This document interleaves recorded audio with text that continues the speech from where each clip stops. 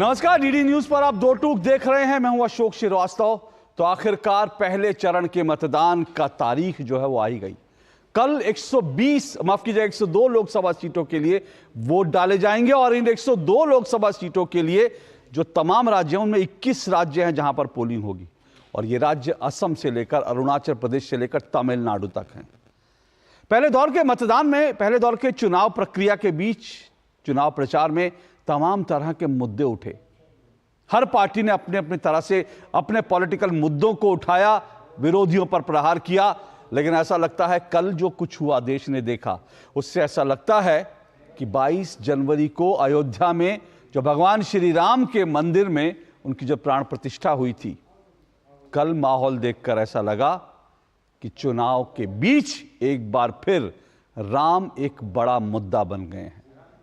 यह सवाल मैं इसलिए उठा रहा हूं क्योंकि कल अगर आपने सबने तमाम तस्वीरें देखी होंगी तो कल हर पॉलिटिकल पार्टी, हर नेता जो कल तक राम के अस्तित्व पर सवाल उठाते थे, जिन्होंने राम जन्मभूमि पर जो मंदिर बना उसका निमंत्रण ठुकराया, आमंत्रण ठुकराया, वो सभी जय श्री राम कर रहे थे, देश को रामनवमी की शुभकामनाएं दे रहे थे। पश्चिम बंगाल, जहां रामनवमी पर हिंदुओं को शोभा यात्रा निकालने के लिए अनुमति नहीं मिलती थी, वहां पहली बार रामनवमी की छुट्टी घोषित की गई और तृणमूल कांग्रेस के नेताओं ने, तृणमूल कांग्रेस के कार्यकर्ताओं ने रामनवमी की शोभा यात्राएं निकाली। वो अरविंद केजरीवाल जो कहते थे भगवान राम का मंदिर जो है यहां बनेगा तो मेरी नानी उससे खुश नहीं होंगी, वही अरविंद केजरीवाल की पार्टी आम आदमी पार्टी आज जो है राम राज्य की बात कर रही है। इसके अलावा आरजेडी ने भी राम को याद किया, राहुल गांधी राम को याद करते दिखे। आखिर क्या वजह है कि आज सबको राम याद आ रहे हैं? जब राम का अपमान किया था, राम द्रोह किया था, जब राम जन्मभूमि पर मंदिर का जब निमंत्रण आपने ठुकराया था, तब आपको यह याद क्यों नहीं आया था कि राम दरअसल इस देश की आत्मा के प्राण हैं? लेकिन आज बीच चुनाव में सब राम नाम ले रहे हैं क्योंकि सबको लगता है कि राम एक बड़ा फैक्टर बन गए हैं। हालांकि राम के नाम पर सीधे वोट मांगना गलत होगा, लेकिन इतना जरूर है कि जिस तरह से अयोध्या का मुद्दा डोमिनेट कर रहा है, राम का मुद्दा डोमिनेट कर रहा है, उसके कारण तमाम पॉलिटिकल पार्टियों के पिछले कच्चे चिट्ठे भी खोले जा रहे हैं और इस मुद्दे पर जगह जगह जो तमाम विरोधी पॉलिटिकल पार्टियां हैं उनके जो उम्मीदवार जब वोट मांगने जा रहे हैं उनका घेराव भी हो रहा है, लोग सवाल भी पूछ रहे हैं। दो टूक में आज इन सब पर चर्चा करेंगे कि क्या कल जब मतदान होने जा रहा है पहले चरण का, तो क्या राम इन चुनावों में एक मुद्दा बन गए हैं, क्या एक बड़ा फैक्टर बन गए हैं, और अगर बने हैं तो फिर सवाल यह है रोजगार का क्या होगा? इन सब पे चर्चा करेंगे। लेकिन इससे पहले आगे बढ़ें, जरा देखिए कल किस शिद्दत से नरेंद्र मोदी से लेकर राहुल गांधी सब ने जय श्री राम किया। देखिए जरा।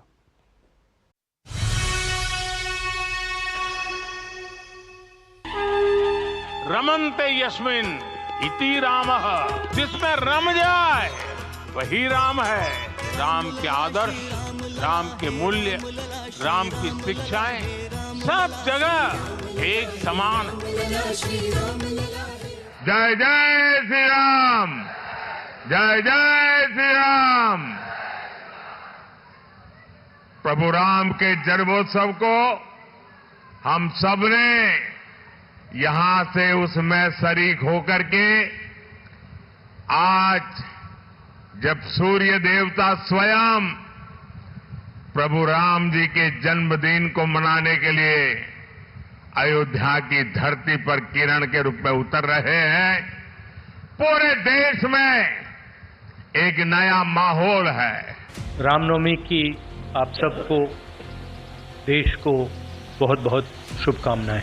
पूरे देश और प्रदेशवासियों को मैं रामनवमी की बहुत बहुत बधाई और शुभकामनाएं देता हूं। मर्यादा पुरुषोत्तम राम की जो बापू की संकल्पना थी वो जमीन पे उतरे और हमारे देश के लोग असली राम भक्त और राजनीतिक राम भक्त में भेद करना सीखें। वही मर्यादा पुरुषोत्तम राम का सही स्मरण है। दैहिक दैविक भौतिक तापा, राम राज नहीं कहु ही व्यापा। सब नर करहि परस्पर प्रीति, चलहि स्वधर्म निरंतरशति नीति। जब अरविंद केजरीवाल अपनी दिल्ली मॉडल के बारे में कहते हैं और पंजाब मॉडल के बारे में कहते हैं तो वो उसी राम राज्य के विषय में बात करते हैं। रामनवमी के दिन पर हम भगवान राम की तपस्या को याद करते हैं कि जब भगवान राम युद्ध भूमि में उतरे और उन्होंने देखा कि शक्ति रावण के पास है, तो उन्होंने तपस्या की 9 दिनों की, और उस 9 दिनों की तपस्या में उन्होंने अन्न छोड़ा, व्रत रखा और माता को ये दिखाया कि उनमें श्रद्धा कितनी थी।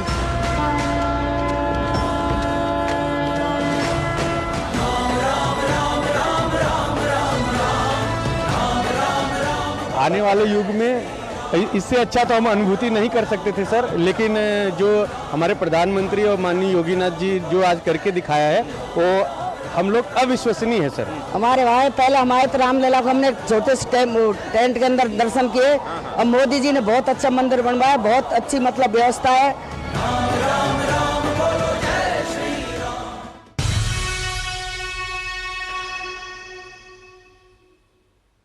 तो दरअसल नेताओं से लेकर मतदाताओं तक सब राम की बात कर रहे हैं, और खासकर मतदाता जब कर रहे हैं तो फिर नेताओं को तो राम की याद आनी बड़ी स्वाभाविक है। और मैंने क्यों कहा कि ऐसा लग रहा है कि धीरे धीरे राम जो है इन चुनाव में एक बड़ा फैक्टर बन गया, क्योंकि कई जगह से जो रिपोर्ट्स आ रही हैं, तमाम विपक्षी पार्टियों के नेता जब वोट मांगने के लिए जा रहे हैं तो जनता उनसे सवाल कर रही है कि आखिर आपने राम मंदिर का निमंत्रण क्यों ठुकराया। ऐसे ही आपको वीडियो दिखाता हूं, राजस्थान का वीडियो, जब कांग्रेस के उम्मीदवार वहां वोट मांगने गए, एक पार्क में सुबह टहलते हुए वोट मांगने गए, तो लोगों ने उनसे सीधा सवाल कर लिया और कहा जो राम का नहीं वो हमारे काम का नहीं। सुनिए जरा। आप बोलो भाई, मेरे को उसके बारे में कुछ अच्छी चीज। मैं एक बात बोल गया, मैं बोलूँ नहीं साहब, वही बात करूँगा ना। व्यक्ति विशेष से हमारी कोई दुश्मनी नहीं है। सुन लो, आप चाहे जो पार्टी जो अयोध्या राम मंदिर के विरोधी है हम उसके विरोधी है, जो मुसलमानों के पक्षधर है हम उसके विरोधी है, जो सनातन धर्म के विरोधी है हम उसके विरोधी है। जय जय श्री राम। तो जो राम के विरोधी हम उसके विरोधी है, ये नेताओं को सुनना पड़ रहा है आज जब वो गली गली वोट मांगने जा रहे हैं। और यही राम फैक्टर है जो इन चुनाव में शायद जो है कहीं ना कहीं भारी पड़ गया। लेकिन फिर सवाल वही है, अगर राम एक बड़ा फैक्टर है तो रोजगार क्या क्या होगा, इन सब पे चर्चा करेंगे आज। और इस पर चर्चा करने के लिए मेरे साथ आज जो है 5 मेहमान आज डिबेट में जुड़ चुके हैं। आइए परिचय करवा दूं, मेरे साथ आरपी सिंह जी जुड़ चुके हैं, बीजेपी के प्रवक्ता हैं आरपी सिंह जी। मेरे साथ स्टूडियो में दुष्यंत नागर जुड़े हुए हैं, राजनीतिक विश्लेषक हैं। मेरे साथ संजीव कौशिक जुड़े हैं, राजनीतिक विश्लेषक हैं, आम आदमी पार्टी के सपोर्टर हैं। मेरे साथ सौरभ दुबे जुड़े हुए हैं, राजनीतिक विश्लेषक स्टूडियो में। और मेरे साथ संजय सरकार हैं, टीएमसी के सपोर्टर हैं और जो है राजनीतिक विश्लेषक। आप सभी 5 मेहमानों का बहुत बहुत शुक्रिया और स्वागत। शुरुआत मैं आरपी सिंह जी आपसे कर रहा हूं। आरपी सिंह जी, प्रधानमंत्री नरेंद्र मोदी जब पीलीभीत गए थे तो उन्होंने कहा था कि राम ये चुनाव का मुद्दा नहीं है। उन्होंने कहा राम हमारे लिए आस्था का विषय है, राम वोट का मुद्दा नहीं है, चुनाव का मुद्दा नहीं है। लेकिन क्या इस वक्त जो कुछ हो रहा है, कल जो हमने देखा पश्चिम बंगाल से लेकर नई दिल्ली तक, क्या आपको लगता है कल जब पहले चरण की वोटिंग होगी और उसके बाद जब चुनाव आगे बढ़ेगा तो क्या राम एक बड़ा फैक्टर बन गया है, या फिर बीजेपी राम नाम को बनाने की कोशिश कर रही है, एक बड़ा मुद्दा बनाने की कोशिश कर रही है? देखिए, पहले तो एक दिन बाद से ही, परंतु आपके सारे दर्शकों को रामनवमी की हार्दिक शुभकामनाएं। और वैसे तो हफ्ता 10 दिन पहले, हफ्ता 10 दिन बाद भी हमको सबको रामनवमी का जो पर्व है मनाना चाहिए। जैसे हम दीपावली मनाते हैं, दीपावली बांटते हैं। आपकी जानकारी के लिए आपके पास भी ऐसे रामनवमी की बधाई आपके पास आएगी। तो मैं जनरली रामनवमी और बैसाखी हर साल मनाता हूँ और बांटता हूँ। तो लीडर है, समर्थक नहीं है। एक मिनट जरा वॉइस कंट्रोल कीजिए, सरकार साहब की वॉइस कंट्रोल कीजिए। जी जी जी आरपी सिंह जी। तो और श्री गुरु ग्रंथ साहब में 2500 से अधिक बार राम का नाम है, उनका गुणगान है। हर जन राम नाम ध्याए, ये श्री गुरु नानक देव जी की वाणी है जो दर्ज है गुरु ग्रंथ साहब में। ऐसे अनेकों श्लोक राम को लेकर है। और राम इस देश के जन जन में और मानस में बसते हैं।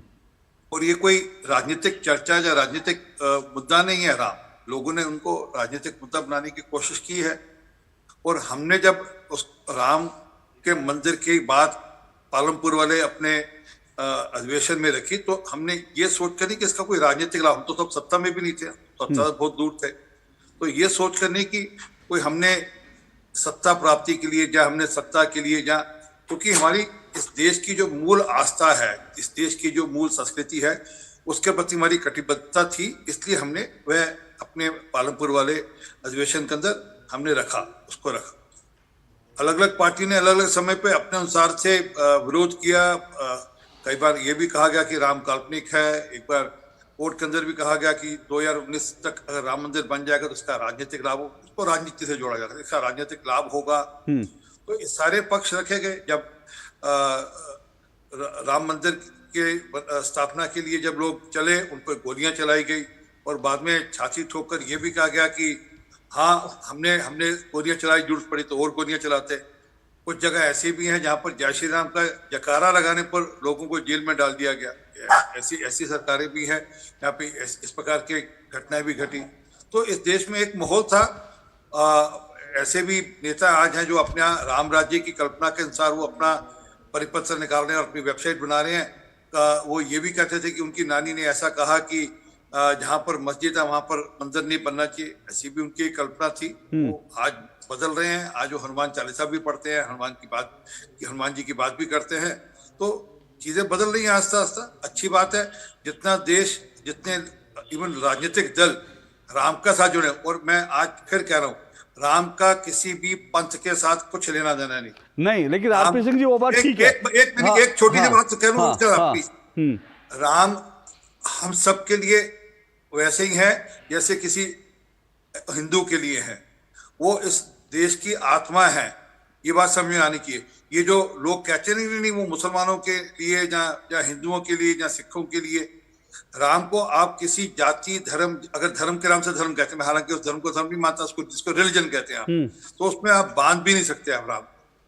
तो हम क्योंकि गांव का मुसलमान हो, कोई सिख हो, सरदार हो, कोई जो भी हो, वो नहीं आरपी सिंह जी, तो राम जैसा हो। आरपी सिंह जी, आरपी सिंह जी, राम सबके हैं, राम देश की आत्मा है। मैंने कहा ये सब बातें ठीक है। मैं सिर्फ ये पूछ रहा हूं कि क्या ये जो आपने तमाम इतिहास बताया ये सब जानते हैं, लेकिन इसको क्या बार बार याद इसलिए दिलाया जा रहा है क्योंकि बीजेपी क्या राम नाम के भरोसे है, 400 सीटें हासिल करनी है? क्या आपको लगता है राम एक बड़ा फैक्टर बनेंगे तो बीजेपी 400 सीटें हासिल कर पाएगी? क्या इसलिए बार बार लोगों को याद दिलाया जा रहा है? ये क्या आपको लगता है कि राम एक बड़ा फैक्टर, एक मुद्दा बन रहा है इन चुनावों में?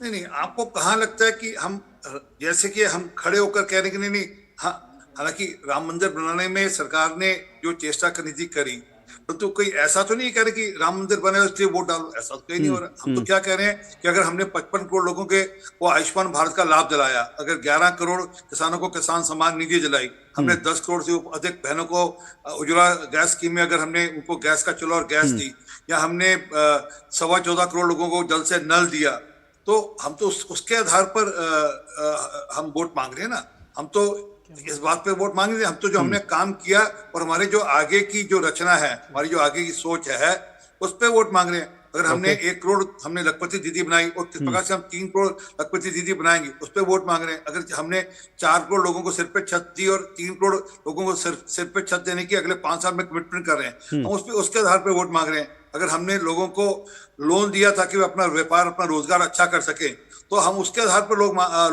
वोट मांग रहे हैं।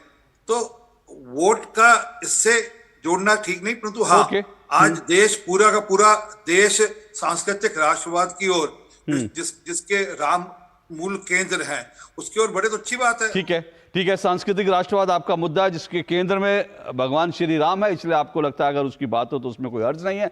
दुष्यंत, अगर अभी मैंने वीडियो जो दिखाया, और राजस्थान से ऐसे कई जगह ऐसा हो रहा है कि जब वोट मांगने के लिए जा रहे हैं कांग्रेस के या विपक्षी उम्मीदवार, लोग उनसे पूछ रहे हैं कि भाई आपने राम मंदिर का निमंत्रण ठुकराया क्यों था? ये क्या आपको लग रहा है आज चूक, ये जो है भारी, ये एक चूक थी जो आज भारी पड़ रही है, जिस तरह से मंदिर का निमंत्रण ठुकराया गया था?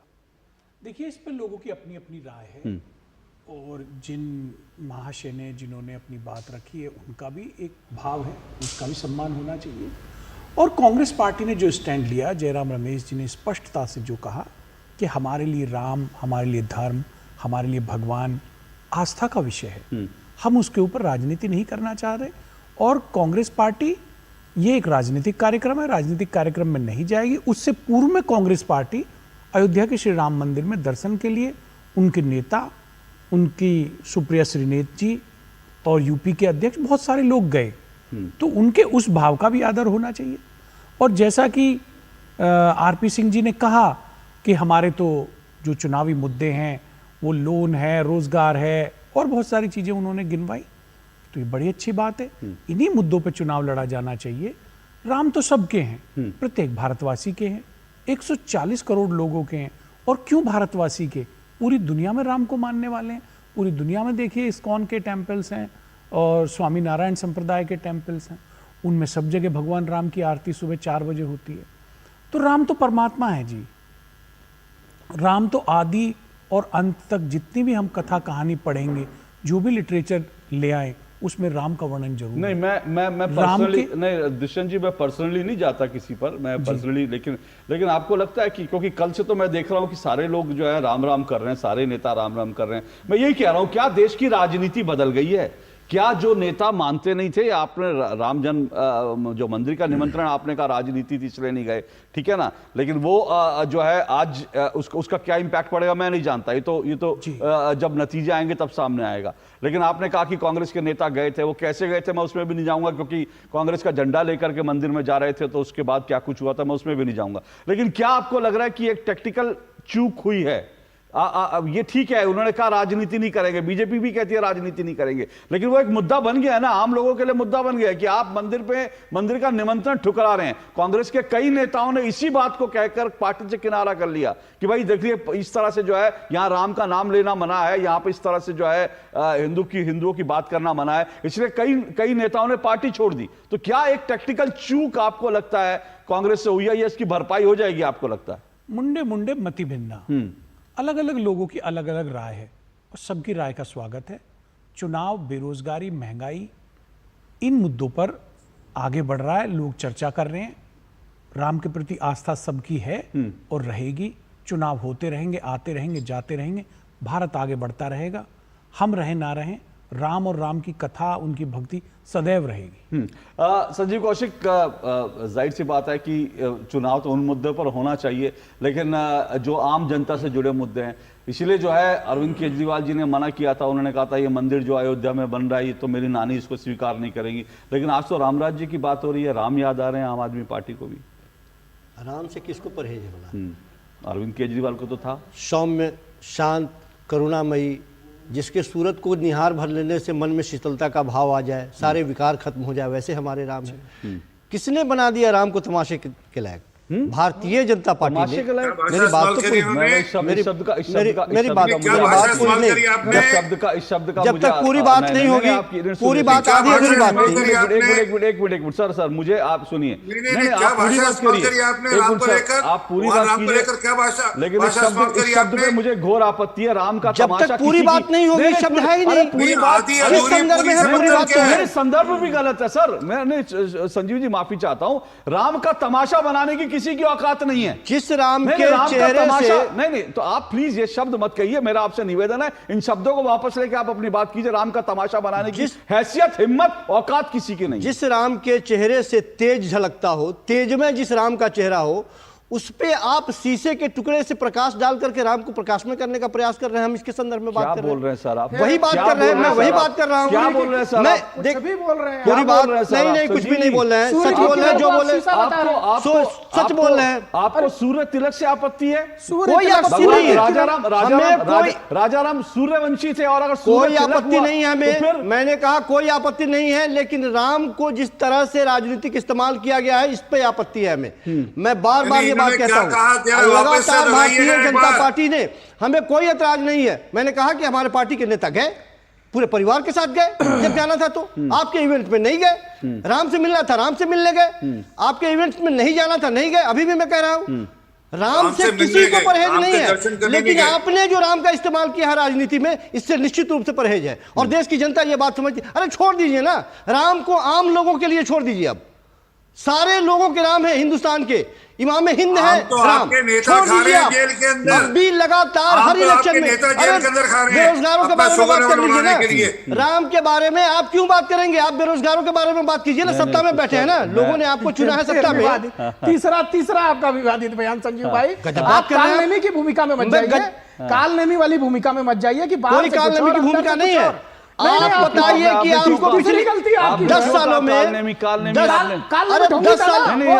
बाहर से तारीफ भगवत जय जय राम अशोक जी 10 सालों तक सत्ता में रहने के बाद में ये राम के नाम पे वोट मांगने का प्रयास कर रही है। मुझे तो अशोक जी मेरी बात पूरी नहीं हो रही है, गलत बात है। नहीं मेरी बात पूरी नहीं हो रही है। नहीं नहीं नहीं बिल्कुल नहीं। 10 सालों भूमिका निभा दी भाई साहब। एक मिनट 10 सालों तक मेरी पूरी बात हो जाने दीजिए। मेरी बात पूरी हो जाएगी। एक मिनट संजीव कौशिक, एक मिनट सौरभ जी, संजीव कौशिक, राजनीति आपको कैसे लगता है हो रही है? अगर भगवान राम का मंदिर 500 साल बाद बना और अगर हिंदू समाज उसका जश्न मनाना चाहे, सरकार अगर प्रधानमंत्री वहां जाते हैं, अगर राम का सूर्य अभिषेक होता है, तो उससे आपको आपत्ति क्या? उसमें हमें आपत्ति कुछ नहीं है। हमें आपत्ति इस बात से राजनीति हो रही है। मेरी बात तो सुन लीजिए, बताइए ना। आप बोलने नहीं देंगे लगातार। पूरा मैंने मुझे आपत्ति इस बात से है कि तो मैं रोकूंगा नहीं, तो मैं आपको मुझे इस बात से आपत्ति है कि 10 सालों के बाद में भारतीय जनता पार्टी जब लोगों के पास जाए वोट मांगने के लिए, तो वो ये बताया कि आपने कहा था कि हम रोजगार देंगे, लोगों के बारे में, रोजगार के बारे में बात कीजिए। आप नौकरियों के बारे में बात किए, उसके बारे में बात कीजिए। 100 आपने स्मार्ट सिटी बसाने के लिए बोला था, उसके बारे में बात कीजिए। आप महंगाई को खत्म करने की बात कर रहे थे, उसके बारे में बात कीजिए। आपने कहा था सारे भ्रष्टाचारियों को अंदर डाल देंगे, उसके बारे में बात कीजिए। आपने कहा था काला धन वापस लाएंगे, उसके बारे में बात कीजिए। आप राम के बारे में बात कर रहे हैं, घुमा के आप लाएंगे, राम के बारे में बात करेंगे। अब उनको रिस्पॉन्ड करने दीजिए। लेकिन मुझे थोड़ी सी हंसी आ गई, एक मिनट रुकिए, मुझे थोड़ी हंसी आ गई। संजीव कौशिक ने कहा कि सारे भ्रष्टाचारियों को अंदर डालिए, तो अंदर ही है भ्रष्टाचारी। अरे छोड़िए वो भ्रष्टाचार, हंसी आ गई। ये भ्रष्टाचारियों से लड़ने की आवाज नहीं है ना। अशोक जी हंसी है नहीं, दुनिया हंस रही है। हंसने की बात भारतीय जनता पार्टी के इस कारनामे से दुनिया हंस रही है, पूरे हिंदुस्तान के लोग हंस रहे हैं। कौशिक एक मिनट रुकिए। और दूसरी बात जो आपने कहा, इस वक्त महंगाई की दर क्या है देश में, बताइए। कमाल की बात कर रहे हैं, बताइए ना सर। महंगाई की दर क्या है? आपने महंगाई की बात की, आपसे महंगाई की दर उस दर को लेकर के आप आंकड़ों की बात करते हैं, जो आंकड़े आपके लिए फिट बैठते हैं, उस आंकड़ों को फिट बैठा लेते हैं। पूछ रहा हूं, बताइए ना महंगाई की दर क्या है? मैं सिर्फ ये कह रहा हूं कि बेरोजगारी का दर क्या है, ये बताइए ना। मैं आपसे आप बताइए कि रोजगार की स्थिति क्या है, ये बताइए ना सर। अभी आपने महंगाई करा, फिर आप बेरोजगारी पे चले। वो आंकड़ों पे नहीं जाना है, बिल्कुल नहीं जाना। आपसे उस आंकड़े पे जाना ही नहीं है। ले लीजिए कुछ आंकड़े, उनसे ले लीजिए। कोई आंकड़ों पे नहीं जाना है। आप बाहर निकलिए तो लोग बताएंगे आपको। दुष्यंत जी मदद कर रहे हैं तो ले लीजिए ना मदद। आप बाहर जाएंगे। बाबा सुनिए, जब आम आदमी पार्टी कांग्रेस की मदद ले रही है, कांग्रेस आम आदमी, हम तो ये बात करना चाह रहे हैं। आंकड़े मैं मदद क्या, मैं सवाल करना चाहता हूं कि बताइए कि आप हमारे भाई आरपी सिंह जी, बैंकों का एनपीए कितना है? विदेशी कर्जा क्यों बढ़ा? 10 साल में आपने इनके समाधान के लिए कोई कार्य क्यों नहीं किया? एमएसएमई आधे बंद हो गए। 25 लाख करोड़ नहीं दिखाई देगा। मैंने कहा कि छोड़ दीजिए, वो कर्ज नहीं दिखेगा। एक मिनट रुकिए ना, वो कर्ज नहीं दिखेगा। सारे विषय याद आते हैं। अरे वो कर्ज दिखेगा, राम की चर्चा करेंगे, वो कर्ज दिखेगा ही नहीं आपको। इनको महंगाई, इनको एनपीए, सिर्फ भगवान राम के नाम कर्ज आपको दिखेगा। संजीव रुकिए, प्लीज रुकिए। आरपी सिंह रिस्पॉन्ड किए, फिर मैं सौरभ जी आपके पास आता हूँ। देखिए, आपकी जानकारी के लिए ईपीएफओ का डेटा, अशोक जी मैं चाहूंगा मेरी ये डिबेट खत्म होने से पहले आप इनको अपनी रिसर्च टीम से डेटा मंगवा दीजिएगा। लगभग 18 करोड़ लोगों को ईपीएफओ का रिकॉर्ड के हिसाब से, क्योंकि दर्ज किया जाता है सरकारी खाते में, दर्ज होता है तभी प्रोविडेंट फंड के खाते में जाता है। 18 करोड़ लोगों को रोजगार मिला। और जो हमने कहा स्वरोजगार के कई सारे प्रयोजन हुए, वो अलग हैं। तो मैं अगर सब मिला दूं, कोई 26-28 करोड़ लोगों को रोजगार पिछले 10 सालों में मिला, जो कि 2 करोड़ की एवरेज से ज्यादा है। तो इसलिए ये मत कीजिए। और जितने जब सड़कें बनती हैं, जब एयरपोर्ट बनते हैं, जब रेलवे के ट्रैक्स बिकते हैं, जब रेलवे स्टेशन नए किए जाते हैं, जब इंफ्रास्ट्रक्चर ओवरऑल ग्रो किया जाता है, तो उसमें भी रोजगार सृजन होता है। ये भी आपकी जानकारी में रहना चाहिए। यही तक रुकता नहीं है। 25 करोड़ लोगों को गरीबी रेखा से ऊपर भी लाया गया है। और ये हमारा आंकड़ा नहीं है, ये ऑफिशियल आंकड़ा है। ये कोई हमने कुकअप कर अपनी तरफ से बना नहीं लिया आंकड़ा। परंतु जो मूल बात है जिसपे ये भागते हैं, वो है कि इनसे पूछिए कि राम काल्पनिक है, ये कहा गया था, नहीं कहा गया था? क्या राम मंदिर नहीं बनना चाहिए, इसके लिए पुरजोर कोशिश की थी, नहीं की थी? और जो अभी यहाँ सज्जन बैठे हैं आम आदमी पार्टी से, कृपा कर ऐसे लोगों को लाने से पहले जरा 10 बार पूछ लिया करें कि वो जो सूर्य तिलक को लेकर भी प्रश्न उठाएंगे, वो हर चीज को लेकर प्रश्न उठाएंगे।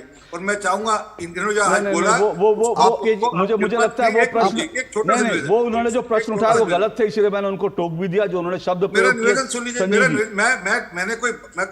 मैं कोई भाषा अमर्यादित भाषा इस्तेमाल कर रहा, मैं तो सिर्फ इतना कह रहा हूँ जो उन्होंने बोला कृपा कर आज अपने ट्वीट जो सोशल मीडिया देखते हैं उनको बोलिए ट्विटर पे डाल दे। और मेरी बात नोट करिए, देश भर में इनकी थूतू होगी इस बात को लेकर जो ठीक है, मैं सिर्फ ये कह रहा हूँ नहीं, यही राजनीति भारतीय जनता पार्टी इसी तरह की राजनीति करती है। जो मूल मुद्दे हैं उस पर बात नहीं करेंगे। आप लोग सुनिए संजय जी, होता क्या है 80 करोड़ हिंदुस्तानियों को 5 किलो अनाज पर जिंदा रख रहे हैं और आप ढक्का पहुंचाने की बात कर रहे हैं। आप जो कह रहे हैं क्योंकि जिस तरह ये मैं यही कह रहा हूं, दिक्कत क्या होती है जब आप भगवान राम के लिए तमाशा जैसे शब्दों का इस्तेमाल करेंगे तो बीजेपी को परिवार करने का मौका मिलेगा। एक मिनट रुकिए मेरी बात, जब आप इस तरह के शब्द, और विपक्ष ने यही किया।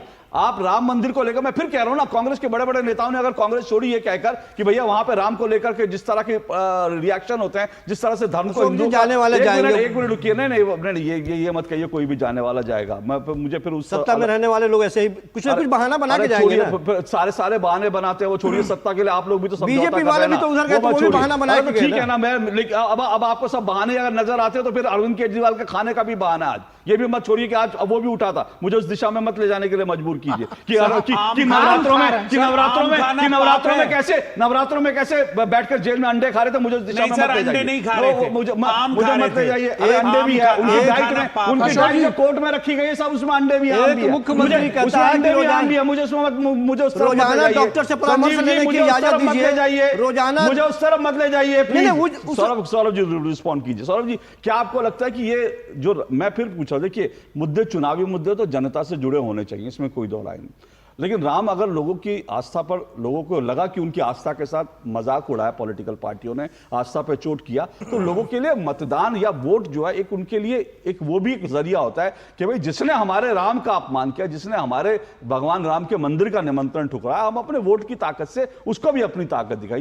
ये भी एक तरह का जो है आपकी प्रतिक्रिया है। तो क्या ये एक इशू है, या आपको लगता है कि जो मूल मुद्दे हैं जिनकी बात कर रहे हैं कि भाई बेरोजगारी, महंगाई, ये सब मुद्दे उठने चाहिए? देखिए, सारे मुद्दे उठने चाहिए, वो राजनीतिक विषय है, लेकिन जब भगवान राम का विषय आता है तो आपको एक बात समझनी पड़ेगी। जिस देश की सुबह राम राम से होती हो और जब आप जीवन के अंतिम पड़ाव पर जब मृत्युशैया पे जाते हैं तो वहां पर भी राम नाम सत्य की बात की जाती है। राम इस देश के जनमानस के अंदर जो है वो हर तरह से विद्यमान है, आपको समझना पड़ेगा। लेकिन ये लोग नहीं समझेंगे। क्यों? क्योंकि इनके पास 3M की छतरी है। 3M की छतरी में बैठे हुए हैं। एक एम हो गया मटन जो सावन में खाते हैं, एक हो गई मछली जो नवरात्रों में खाते हैं, और तीसरा हो गया आपका जो है मुगल। उनके तुष्टिकरण के लिए कहते हैं, अभी जिस प्रकार से आपत्तिजनक शब्दों का प्रयोग किया भगवान राम के लिए इन्होंने, वो बहुत ही दुर्भाग्यपूर्ण है। आप एक बात बताइए, आप लोग का व्यक्तित्व किस प्रकार से है, क्या दिखाना चाहते हैं जनता को? आपने भगवान राम के निमंत्रण को अस्वीकार किया, कोई बात नहीं। आपने रामनवमी के दिन भगवान राम का विरोध किया, कोई बात नहीं। आपके पर राहुल गांधी जी क्या बोल रहे थे, ये क्या 24 घंटा लगा रखा है जय श्री राम जय श्री राम। इतनी चिड़ क्यों है भाई आपको? आपके गठबंधन के साथियों को भगवान राम और उनके नारों से मूल मुद्दे पे भी बात कर लिया करो भाई। यही है मूल मुद्दा, यही है। यही मैं चाहता हूँ कि देश की जनता समझे कि मूल मुद्दा आपके लिए यही है। आपके लिए बेरोजगारी मुद्दा नहीं है, महंगाई मुद्दा नहीं है आपके लिए। महंगाई, देश की जनता को यही चाहते हैं कि यही देश की जनता सरकार में रही है। टमाटर ऐसा नहीं है कि कांग्रेस की सरकार बन जाएगी तो सीजनल महंगाई नहीं होगी, ये विषय नहीं है। लेकिन आप सनातन का अपमान करके टमाटर के विषय देख रही है, आप हिंदुओं का प्रचार करके जो है वो कहीं से भी भारत के जो लोग हैं उनके साथ जुड़ नहीं सकते। आपको जानना पड़ेगा कि जब आप रैलियों में कुछ बोल रहे हैं, अभी आप जब चैनल पे कुछ बोल रहे हैं, तो आप जनता के साथ जुड़ रहे हैं। कर दिया हमने, बहुत आपकी बात कह रहे हैं, क्या कर दिया? कितने धार्मिक है आप तक जाएंगे, कितने धार्मिक है आप तक करेंगे? मुझे मेरे भाव को कष्ट पहुंचा। अरे आपके एक मिनट रुकिए, सुनिए एक मिनट, मैं सिर्फ मुझे एक ब्रेक लेना, मैं उसके बाद सरकार साहब के पास, आपके पास भी आ रहा हूं। लेकिन मैं सिर्फ एक बात कर रहा हूं, देखिए मूल मुद्दा जो है वो देश की जनता तय करती है, इस बात को ध्यान रखिए। और जनता में 140 करोड़ का देश है, 90 करोड़ से ज्यादा वोटर है, और 90 करोड़ से ज्यादा वोटर है तो करीब करीब आप समझ लीजिए कि 90 करोड़ वोटर है तो कम से कम 90 मुद्दे होंगे लोगों के लिए, मूल मुद्दे। अगर आप जिन मुद्दों को चाहते हैं वो मूल मुद्दे बने, अगर उनके लिए आप लड़ेंगे तो वो मुद्दे बनेंगे। लेकिन अगर आप जो है वो मुद्दे नहीं बनाकर अगर आप भगवान दूसरे के भावनाओं का ठेस पहुंचाएंगे तो वो भी मुद्दे बनेंगे। अगर आप ये कहेंगे कि भैया जय श्री राम बोलो और भूखे मर जाओ, ये अगर आप इस तरह के बयान देंगे, जो राहुल गांधी का बयान, अगर आप कहेंगे कि हम भारत माता को, राम को नहीं मानते, जो डीएमके का बयान है, तो फिर वो भी मुद्दे बनेंगे। लोगों के लिए उनकी आस्था पे प्रहार भी एक मुद्दा है, क्योंकि बहुत सारे लोग, अगर ये क्यों नहीं हुआ कि जब कांग्रेस के नेता, मैंने वो वीडियो क्लिप दिखाई, जब कांग्रेस के नेता वोट मांगने गए थे तो किसी ने क्यों नहीं कहा कि भैया आप महंगाई कम कर देंगे? उन्होंने कहा कि आपने राम का अपमान किया। ये लोगों के लिए मुद्दा है, तो ये मत सोचिए जो मुद्दे आप सोच रहे वही मुद्दे हैं। महंगाई का मुद्दा है, बेरोजगारी का मुद्दा ये है, देश बेहतरीन तरीके से आगे बढ़े ये मुद्दा है, देश तरक्की करे ये मुद्दा है, 2047 तक भारत विकसित राष्ट्र बने ये मुद्दा है, देश सशक्त बने ये मुद्दा है। लेकिन अगर लोगों को लगता है कि उनके आराध्य देव का अपमान हुआ तो उनके लिए वो भी मुद्दा है, राम भी मुद्दा है तो रोटी भी मुद्दा है अशोक जी। बिल्कुल है, बिल्कुल है, रोटी भी मुद्दा बिल्कुल है। है, क्यों नहीं कहा? जिसने राम के बारे में बात किया उसे रोटी के बारे में क्यों नहीं पूछा गया? इनकार नहीं किया संजीव कौशिक, लेकिन मैंने कहा वो भी मुद्दा है लोगों के लिए, और इसीलिए आज हम वो चर्चा कर रहे हैं, क्योंकि हमने वो देखा कि लोग जा रहे हैं, और हमने देखा कि जो लोग कल तक भगवान राम का अपमान करते थे और सब जय श्री राम कर रहे हैं। तो इसका मतलब समझ तो आपको भी आया है कि देश बदल गया है, इसलिए सुर भी बदल गए हैं। मैं आऊंगा इस छोटे से ब्रेक के बाद। आधे बाउल दही में 4 चम्मच MDH चटनी पुदीना मसाला डाला, स्टर करो, पुदीना चटनी तैयार। MDH चटनी पुदीना मसाला। तुम्हें पता है इन्वेस्टर्स के लिए एक इन्वेस्टर प्रोटेक्शन फंड होता है IPF, लेकिन अगर तुम्हारा ट्रेड एक्सचेंज पर एग्जीक्यूट नहीं हुआ या फिर कोई गारंटीड रिटर्न्स वाली स्कीम है तो ये IPF आपकी मदद नहीं कर सकता है। और अगर आपका ब्रोकर ही डिफॉल्टर बन जाए तो फिर IPF आपको कॉम्पेंसेशन दिला सकता है। कहाँ से सीखा? NSE की साइट पर। समझ कर इन्वेस्ट कर। ये मार्केट का तो क्या है, कभी ऊपर कभी नीचे। मैं तो अपने पैसे ऐसे दूर ही रखता हूँ। तो तू म्यूचुअल फंड्स में इन्वेस्ट करना। और म्यूचुअल फंड्स यहाँ पर इन्वेस्ट करेंगे। ऐसे भी म्यूचुअल फंड्स हैं जो तेरी तरह मार्केट से दूर रहते हैं। ये कौन सा म्यूचुअल फंड्स है? फिक्स्ड इनकम म्यूचुअल फंड्स, ये selective interest bearing company bonds, government bonds और मनी मार्केट में इन्वेस्ट करते हैं। इक्विटी मार्केट में नहीं करते। ये रेगुलर रिटर्न्स देते हैं, मतलब रेगुलर इनकम। म्यूचुअल फंड्स में फिक्स्ड इनकम वाली बात? करेक्ट। सही है। म्यूचुअल फंड निवेश बाजार जोखिमों के अधीन है। योजना से जुड़े सभी दस्तावेजों को ध्यान से पढ़ें।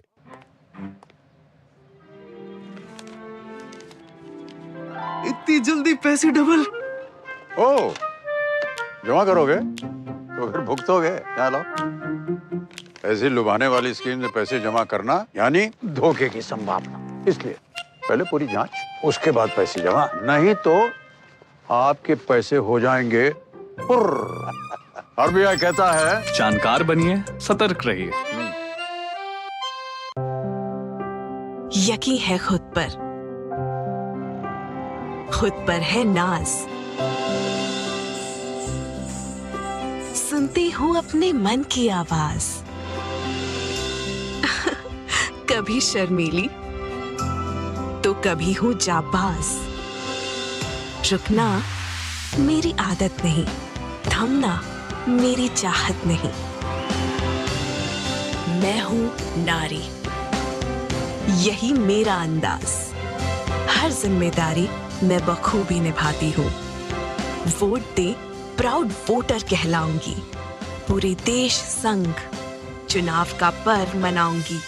जिन्होंने यूज किया है वो जानते हैं असली हींग का स्वाद। MDH सुपर हींग, शुद्धता का असली तड़का। MDH।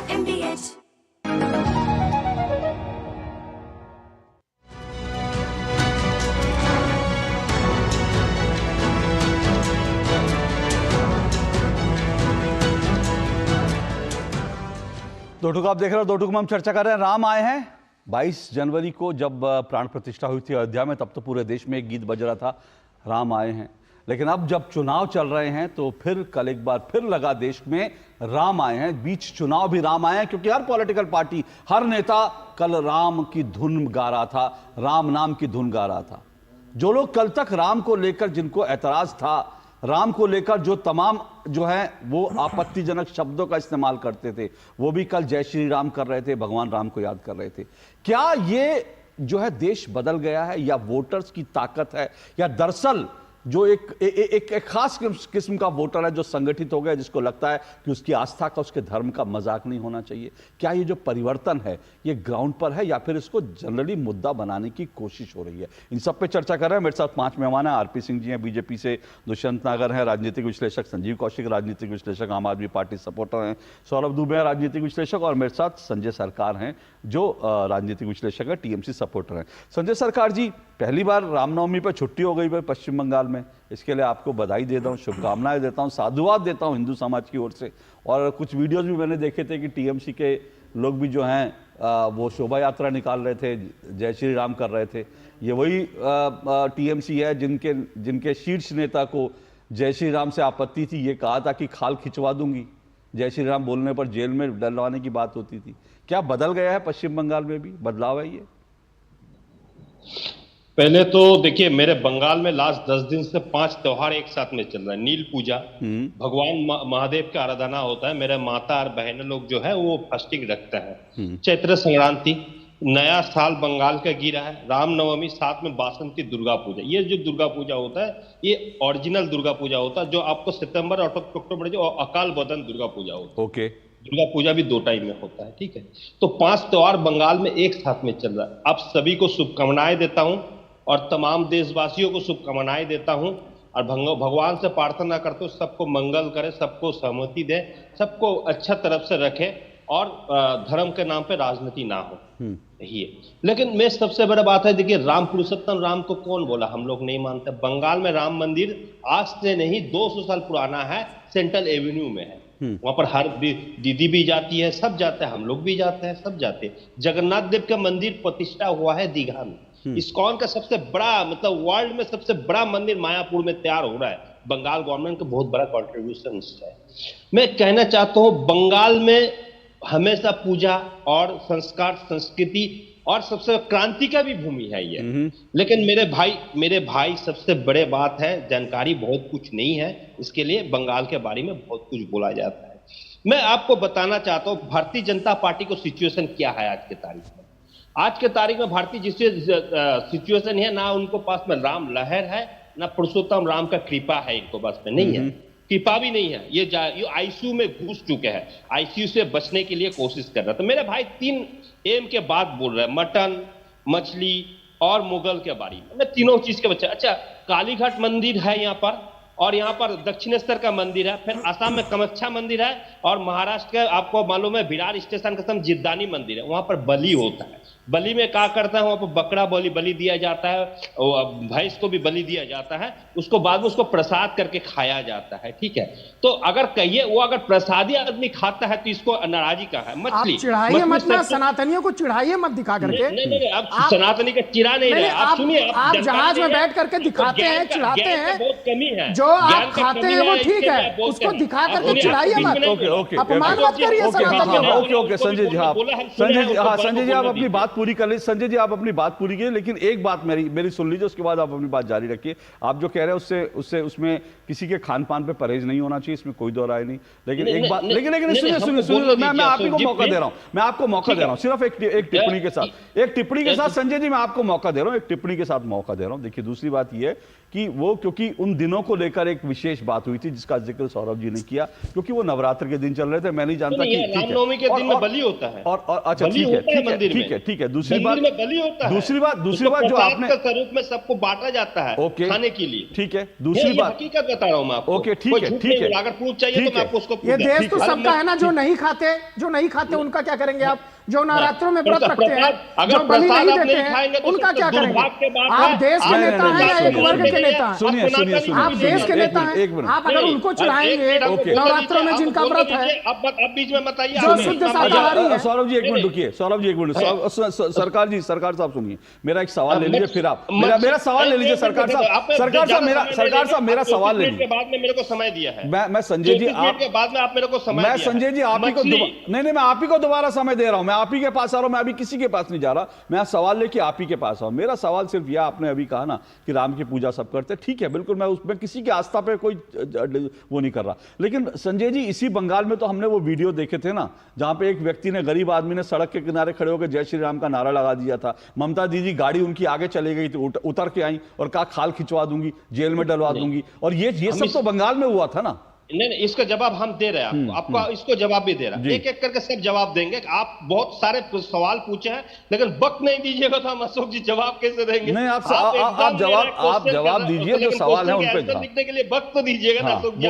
बोलिए वक्त दीजिएगा ना, बोलिए। अच्छा, मछली जो सरस्वती पूजा में भी काम में आता है, बंगाली शादी ब्याह में भेजा जाता है मछली के लिए। और रह गया मुगल, हम पूछते हैं मुख्तार अकबर नकवी, शहनाज हुसैन, शाहजहां पुणे वाला, ये लोग का मुगल का वंश का नहीं है था? नहीं है सर, ये लोग मना करते हैं, ये मुगल हम दे रहे हैं ना, ये लोग नहीं, संजय जी आपने जिनका नाम लिया वो अपने आप को मुगल का वंशज नहीं कहते, वो कहते हैं हम राम के वंशज हैं। मुगल के बारे में बोला नहीं, वो राम के वंशज कहते हैं संजय जी, वो राम के वंशज कहते हैं, उनका नाम लेके मत आप आइए, क्योंकि उनके नाम पर रिस्पॉन्ड करना पड़ेगा। जब सवाल पूछा जाएंगे तो सवाल का जवाब आपके ऊपर वो केस कर देंगे, मत बोलिए। सुनिए संजय जी, एक मिनट, केस हो सकता है, सौरभ जी कर दीजिए। संजय जी सुनिए, प्लीज, संजय जी विषय पर आ जाते हैं, सुनिए संजय जी प्लीज, संजय जी फिर आप कहेंगे समय नहीं दे रहा हूं, मैं आपको समय दे रहा हूं, लेकिन आप किसी को आप तय नहीं करेंगे कौन मुगल वंशज है कौन राम वंशज है, आप तय नहीं करेंगे।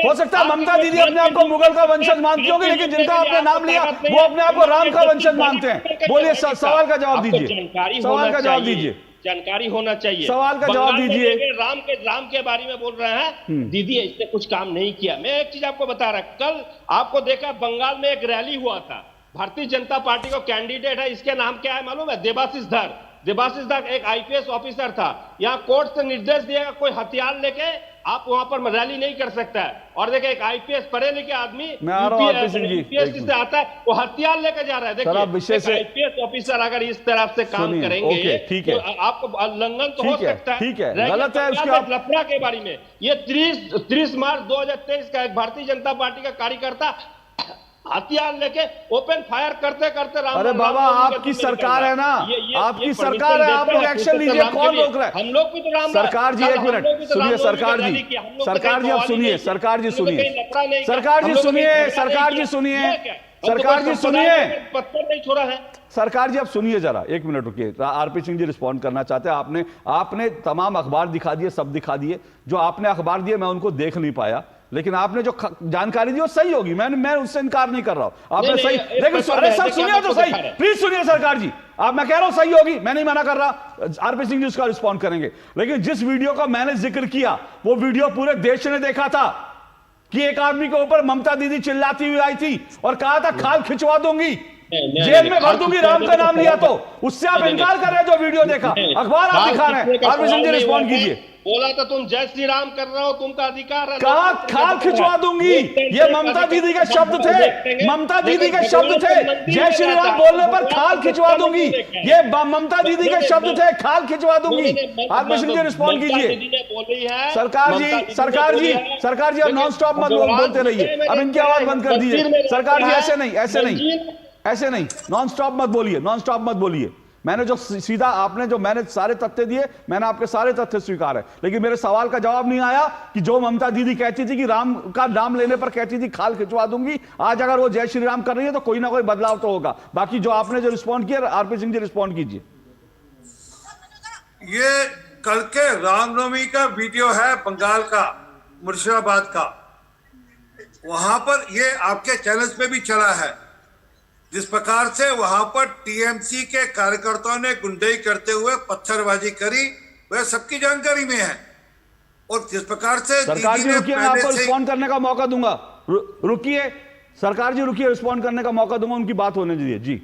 और मैं बड़ा स्पष्ट कह रहा हूं, बंगाल के मुसलमानों ने पत्थरबाजी नहीं करी, बंगाल के टीएमसी के नेताओं ने पत्थरबाजी करवाई या करी, और इसलिए करी या करवाई, और रामनवमी के जुलूस के ऊपर इसलिए, और ये पहली बार नहीं, पिछले साल भी हुआ था, जिसकी जांच एनआईए कर रही है। मैं रिक्वेस्ट करूंगा आपके टीवी चैनल के माध्यम से कि गवर्नर साहब को तुरंत के तुरंत ये मामला भी एनआईए को दे देना चाहिए, ताकि ये उसी प्रकार का मामला ये एक्सटेंशन हो जाएगा पिछली साल की जांच का। ओके संजय सरकार जी, कि इसलिए एक मिनट, असल में क्या है कि ये रामनवमी का पर्व भी नहीं होने देना चाहते वहां पर। इनका विरोध रामनवमी के पर्व पर भी है, मेरा ये आरोप है इनके ऊपर।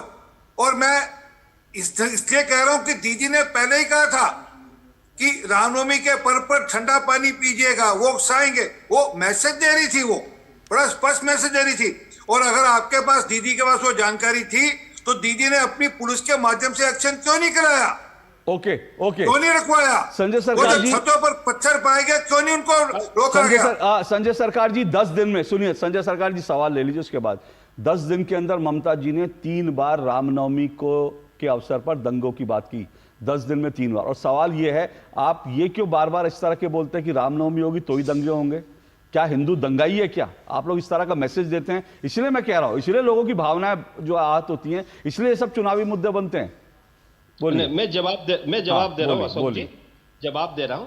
देखिए भारतीय जनता पार्टी यहाँ पर 0 सन्नाटा हो गया। अगर 4-5 सीट भी मिल गया बंगाल में बहुत कुछ हो जाएंगे। रामनवमी के दिन वो टारगेट करके प्री प्लानिंग था, यहाँ लफड़ा करेंगे, लफड़ा करके एक सिंपैथी सरकार आपकी है, सरकार करेंगे वहां पर। सरकार आपकी, वहां पर संजय जी सरकार आपकी है।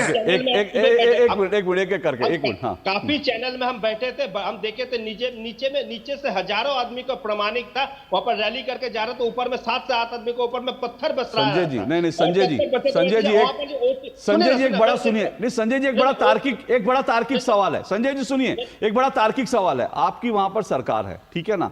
और दूसरी बात सुने, मेरी बात पूरी बात हो जाती है। दूसरी बात, ममता दीदी ने, फिर कह रहा हूं, 10 दिन में 3 बार दंगों का जिक्र किया, यानी उनके पास कोई इनपुट थी।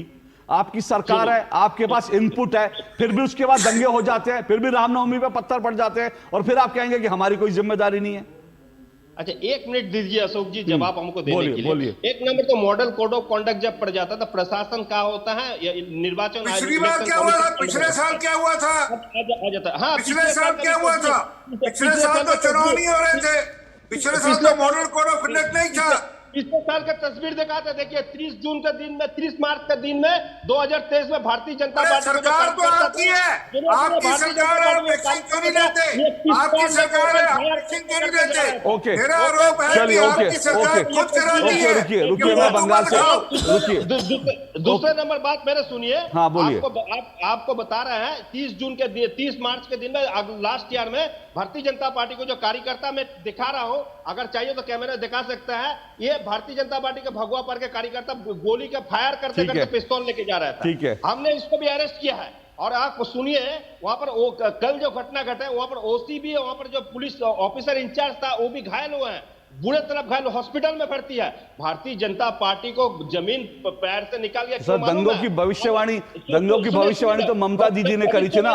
मैं यही तो कह रहा हूँ सर, मैं यही तो कह रहा हूँ, दंगों की भविष्यवाणी। ओके हो गया सर, हो गया। मुझे बंगाल से आगे बढ़ने दीजिए, मुझे हो गया सर, मुझे बंगाल से आगे बढ़ने दीजिए। हो गया संजय जी, हो गया, मुझे बंगाल से आगे बढ़ने दीजिए, मुझे एक ब्रेक लेना है। लेकिन मैं फिर कह रहा हूँ दंगों की भविष्यवाणी ममता दीदी ने करी थी। ममता दीदी ने रामनवमी को दंगों से जोड़ा, ममता दीदी ने हिंदुओं को दंगे से जोड़ा। और सबसे बड़ी बात है, ये ममता दीदी थी जिन्होंने कहा था राम का नाम लेने पर, जय श्री राम बोलने पर कहा था खाल खिंचवा दूंगी। देखिए तमाम चीजें ऐसी हैं जो आपके साथ चिपक गई हैं। आप कुछ भी करें तो सवाल उठेंगे, बार बार उठेंगे। लेकिन मैं एक ब्रेक ले रहा हूं, ब्रेक के बाद आऊंगा कि फिर मैं आता हूं कि क्या मूल मुद्दे इन सब के बीच, इन डिबेट के बीच क्या मूल मुद्दे मिसिंग है, क्या मैं उस पर आऊंगा, इस ब्रेक के बाद आऊंगा।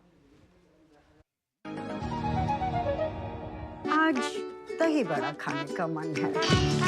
वाह क्या स्वाद! असली स्वाद तो MDH दही बड़ा रायता मसाले से ही आता है। आपकी सुरक्षा है हमारे लिए बहुमूल्य, इसलिए जब भी लें LPG सिलेंडर जरूर कराएं प्री डिलीवरी जांच। आपकी सुरक्षा को और बेहतर सुनिश्चित करने के लिए हर घर में हो रही है रसोई गैस उपकरणों की सुरक्षा जांच। अगर सुरक्षा होस खराब हो तो तुरंत बदलवाएं। आपातकालीन स्थिति में कॉल करें 1906। स्वच्छ ईंधन का वादा, सुरक्षित रसोई का इरादा।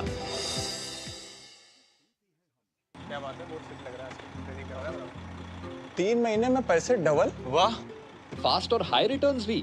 क्या स्कीम है? कल तो नहीं थी यहाँ। और कल होगा भी नहीं। तूने कभी 5 ओवर में डबल सेंचुरी मारी है? ऐसे स्कीम के बहकावे में आके हम धोखा खा सकते हैं। और आरबीआई कहता है अपना पैसा सुरक्षित रखो और समझदारी से निवेश करो। अगर ज्यादा रिटर्न के पीछे भागोगे तो रिस्क भी उतना ही उठाओगे। और फास्ट रिटर्न से बच के। और फास्ट बॉलिंग से भी। आरबीआई कहता है जानकार बनिए, सतर्क रहिए। Delivery boy has picked your order. अरे भाई पता है भूख लगी है। 30 मिनट का मैसेज नोटिफिकेशन आया था ना। मैसेज के सारे थोड़ी बैठ सकते हैं। कल आपने कुछ शेयर्स बेचे थे ना? हाँ, तो चेक किया? मैसेज आया तो था। सिर्फ मैसेज काफी नहीं है। आप शेयर मार्केट में कोई भी ट्रांजैक्शन करते हैं ना, तो स्टॉक एक्सचेंज से आए एसएमएस या ईमेल को अपने डीमैट अकाउंट और बैंक स्टेटमेंट के साथ भी टैली कीजिए। बेटा भूख में ना दिमाग बंद हो जाता है। सोच कर समझ कर इन्वेस्ट कर। अब छोलिया हो या लोबिया, सफेद चने या काले चने, सब कुछ मजेदार बने। MDH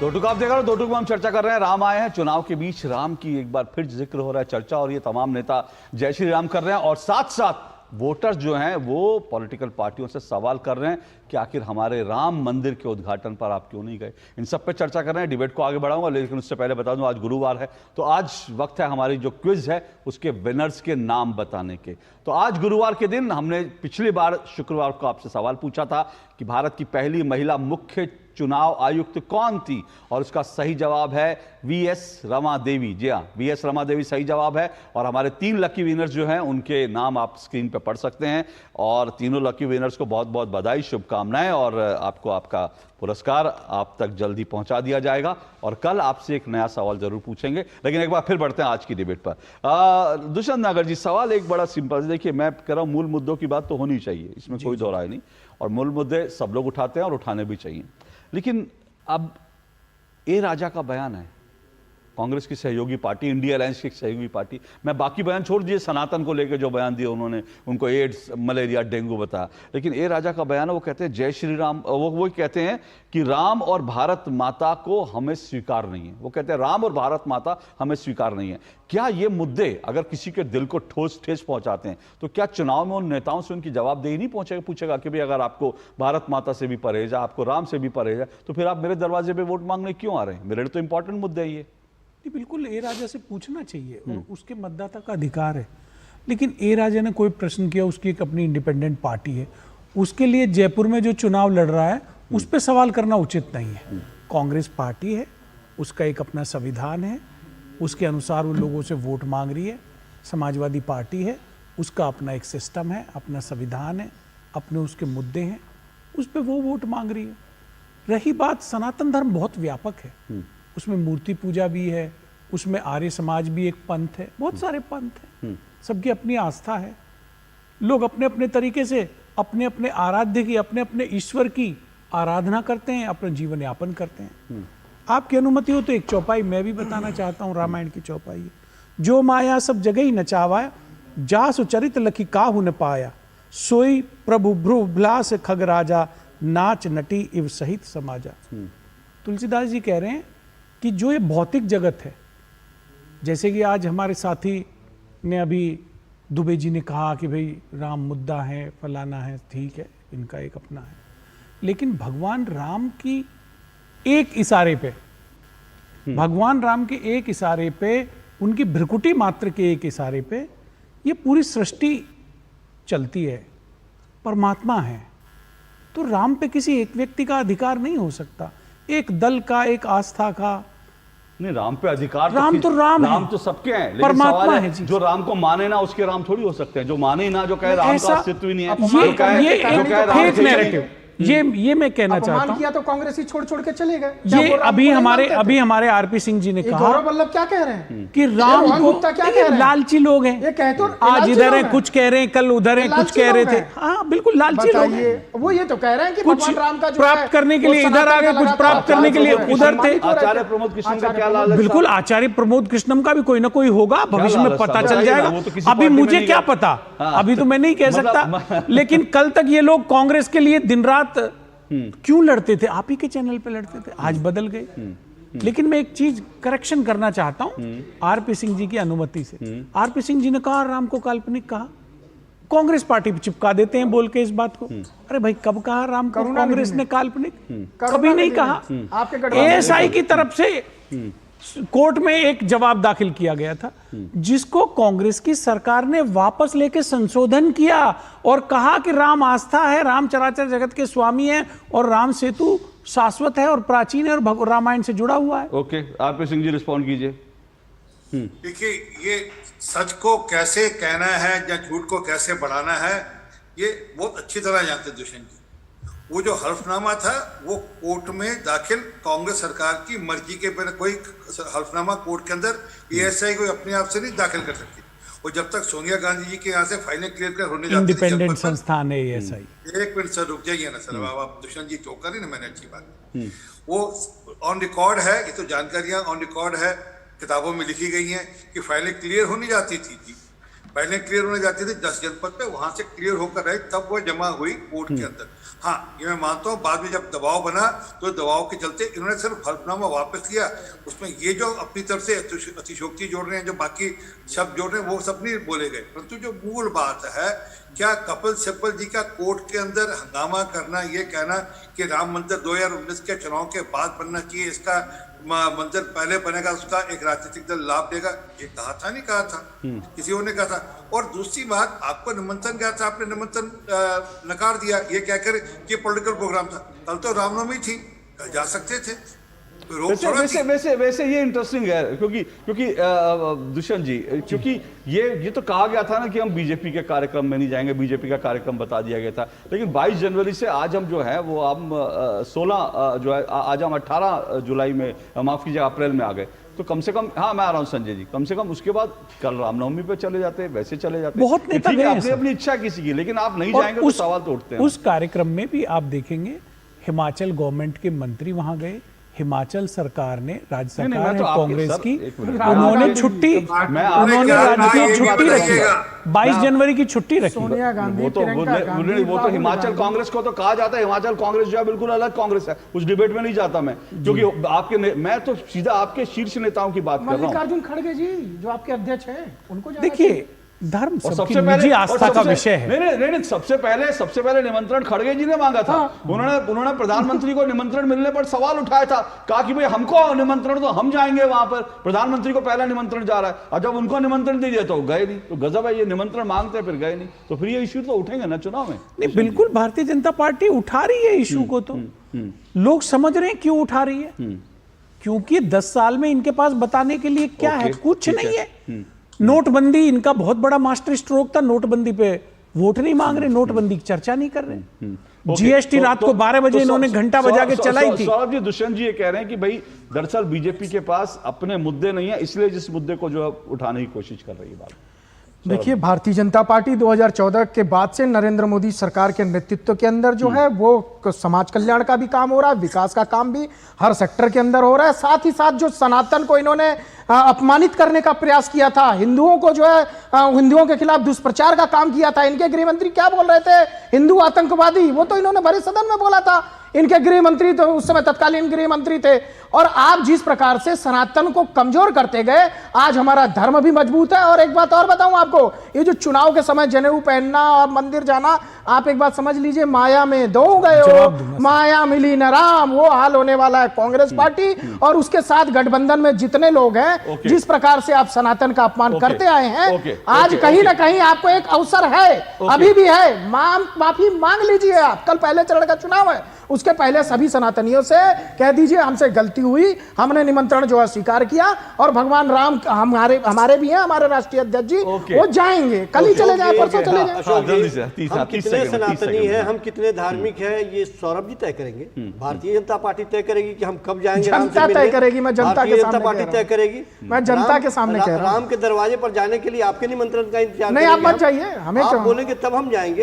अरे राम हमारे अपने हैं, पहले थे, आज भी हैं और कल भी रहेंगे, लेकिन आप तय नहीं करेंगे। आप ये तय नहीं करेंगे। 29 के बाद जाइए, तय करने का प्रयास कर रहे हैं, देश की जनता देख रही है, इसीलिए मैं बार-बार जो जब जाए उसकी मर्जी है। लेकिन संजय सरकार जी 30 सेकंड में सिर्फ आपको जो रिस्पॉन्ड करना चाहते हैं, मेरे पास समय, चुनाव आएगा ना 29 में, फिर इनको ध्यान आएगा। सबसे बड़े बात है आज हिंदुस्तान को जो मतलब ये हिंदू है, आज नरेंद्र मोदी और भारतीय जनता पार्टी के ऊपर जिस आस्था भरोसा के ऊपर में भारतीय जनता पार्टी जिस तरफ से उसने मतलब जो मन तोड़ा है और जिस तरफ से अल्लाना जैसे बीप कंपनी से चंदा लेके हिंदुओं का भरोसा जिस तरफ से टूटे हैं, और इसके लिए भारतीय जनता पार्टी को आने वाला पर्व जो है उसका अंतिम संस्कार होने जा रहे हैं। और सुनने चाहिए पूरे हिंदुस्तान में 77% आदमी मांसाहारी आदमी है जो नॉनवेज खाता है। उसमें मत जाइए सर, मैंने उस पे सर वो एक कंटेक्स्ट में उठा था सवाल, नवरात्रों के कंटेक्स्ट में कौन क्या खाता वो मेरी डिबेट का कतई विषय नहीं है। सिर्फ 30 सेकंड में रिस्पॉन्ड कर दीजिए आरपी सिंह जी, मेरे पास समय बिल्कुल नहीं है जी।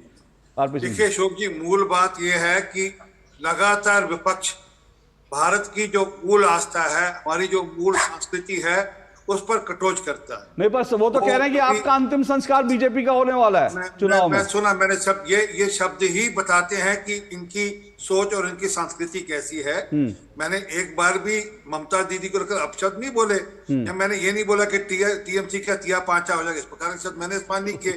ये इनकी सोच है, ये वही सोच है जो कहती है कि सनातन को मूल नाश कर देंगे, जो कहती है कि सनातन HIV एड्स है।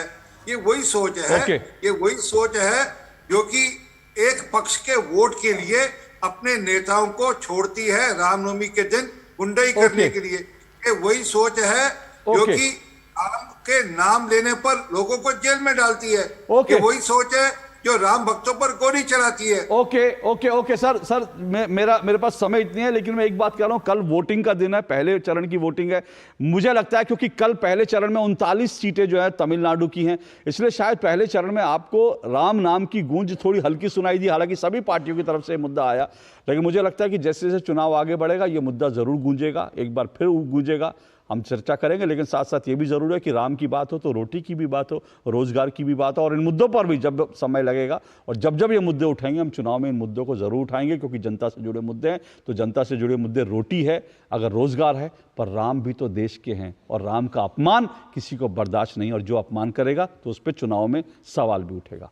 बहुत बहुत शुक्रिया सभी मेहमानों का। 2 टूक में आज बस इतना ही, आपसे फिर मुलाकात होगी। फिलहाल इजाजत दीजिए, नमस्कार।